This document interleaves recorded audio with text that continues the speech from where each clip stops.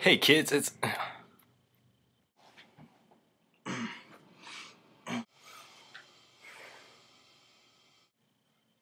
Hey kids, this is Ian. I'm going to tell you about the Renaissance. The Renaissance started in about the 14th century and went all the way to the 17th century. That's quite a while.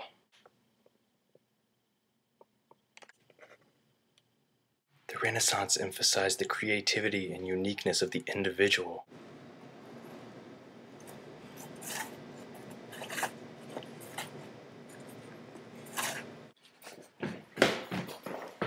It became the layman's responsibility to climb the stairs of artistry and individuality.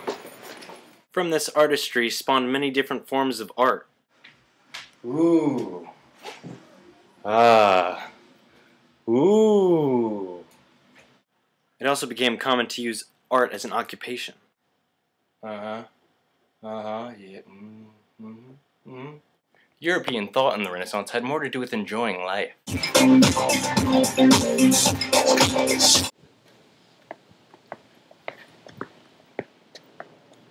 Instead of just slaving for rewards in heaven, like the church proposed. Hey ma, he said a latte, strawberry jello, and give me a sandwich.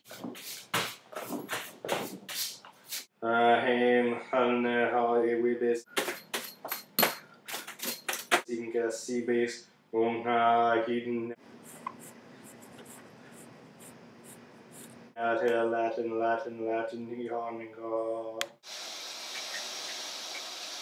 The Renaissance happened in a time of religious turmoil.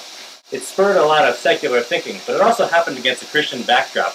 Much of the art and paintings were commissioned by the church or dedicated to the church. Well, I missed a spot. Many artists, in fact, made their living by painting murals or religious portraits for the church.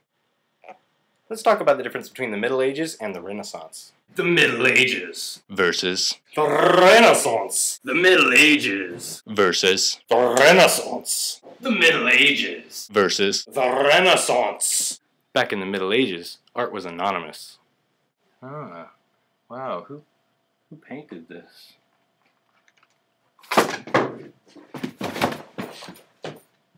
Also, in the Middle Ages, art that was considered immoral or obscene by the church could not be painted. Hey, hon, what are you looking at? Oh my goodness! While the Middle Ages were more of a compartmentalized society, a Renaissance encouraged people to study many things, thus coining the term Renaissance man.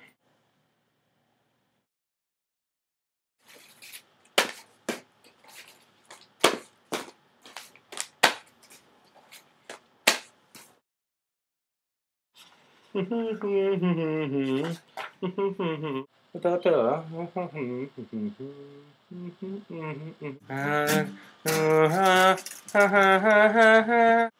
some ways, the Renaissance was a continuation of the Middle Ages instead of just a break. The church continued to have huge influence, especially over art. Although there's a huge difference between the Renaissance and the Middle Ages, art and intellectual activity had been developing throughout the Middle Ages.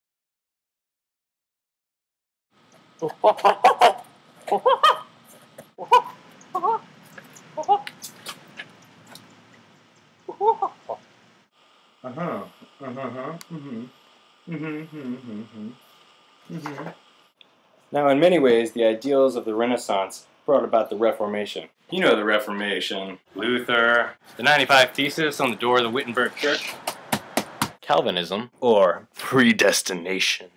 All that jolly old religious mishmash. Flim-flom, doop-goop. Doop-goop. What's that? You don't know the Reformation? Let me explain it to you. A man named Martin Luther. Theology. God. Faith. The Bible. Had a crazy idea. Let's take into serious consideration the practices of the Catholic Church.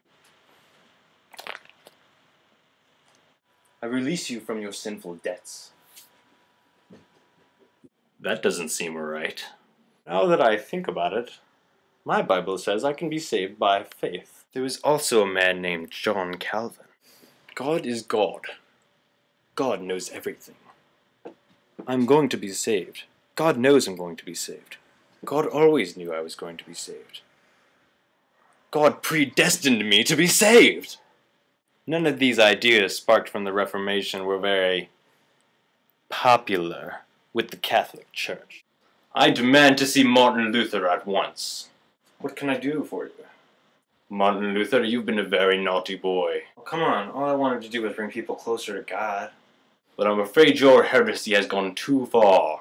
I want you to take back every last word.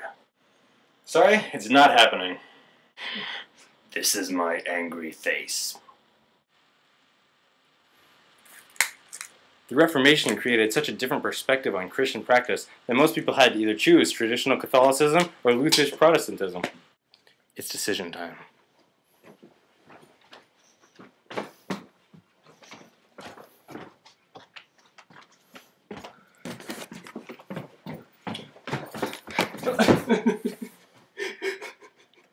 One of the main Renaissance ideals, as we already talked about, was emphasizing the individual instead of the church. So when people started thinking, get up in the morning and start thinking, they don't think just about the church, they think about themselves. I think I want to think today. What should I think about? Oh, yeah, me! How can I personally be saved? What should I do for God? These sort of thoughts led to the Reformation. Also, along with humanism, came some studies of the Hebrew past of Christianity instead of just the Greco-Roman past that the church had been shoving on everybody. Also, the Renaissance helped spark the Reformation because from the innovation of the Renaissance came the printing press.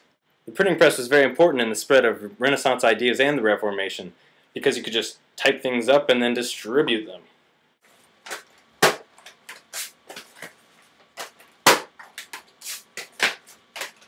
This is so darn effective. One for you, one for you. Hey, you want one of these? Yeah, I know you do. Want one of these? Okay, alright, this is for you. And you, ma'am? Yep. This ability to copy materials also led to extreme distribution of the Gutenberg Bible.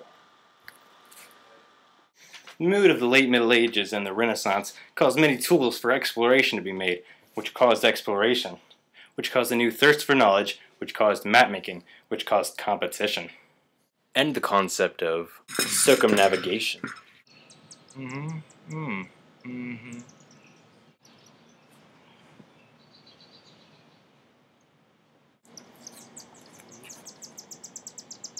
We'll just put this right here.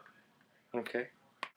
Voyages of other European explorers overseas also led to expanded economic systems, especially with things like the Columbian trade, where there was a set system of exchanges that could go on. Capitalism.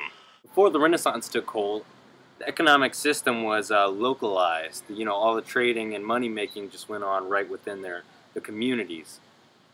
Hey, Fred, you the man. But with the Renaissance's reinforcement of the arts, painters and all sorts of traders began extending their business internationally, and those local economies expanded into a whole European system of trade. Mercantilism. Hey there, fellow Italian. What's up? I'm Italian too. Represent. All right, I think you live next door to me. You want to buy this? Yeah. Oh, why sure, I would love to, good sir. That sounds wonderful. Ooh, thank you. I do. Hello there, I'm Italian. Hello, Lottie. Wow, what did you just say? Well, I'm a Scotsman. That's not Italian. It's You want to buy this? Why, yes, I would love it. Oh, wow, I still don't know what you said, but here.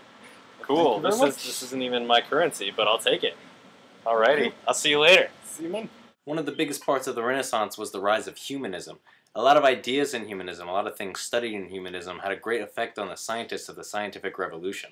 One study in the Renaissance that became one of the biggest deals ever was the shift from geocentrism to heliocentrism. Geocentrism means that the sun is spinning around the earth. Heliocentrism is the idea that the earth spins around the sun.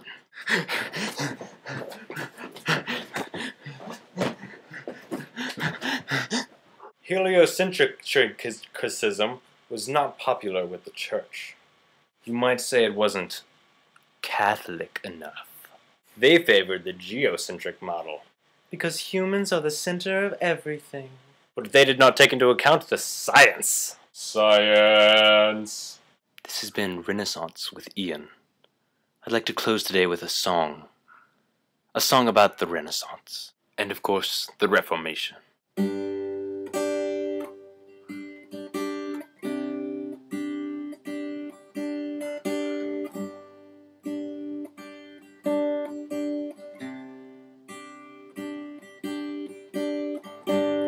Every church has its indulgences, and every church has stained glass. Every church just wants your money and time. Every church has indulgences. I guess that's why they say the Reformation was awesome. Luther, you're the bomb.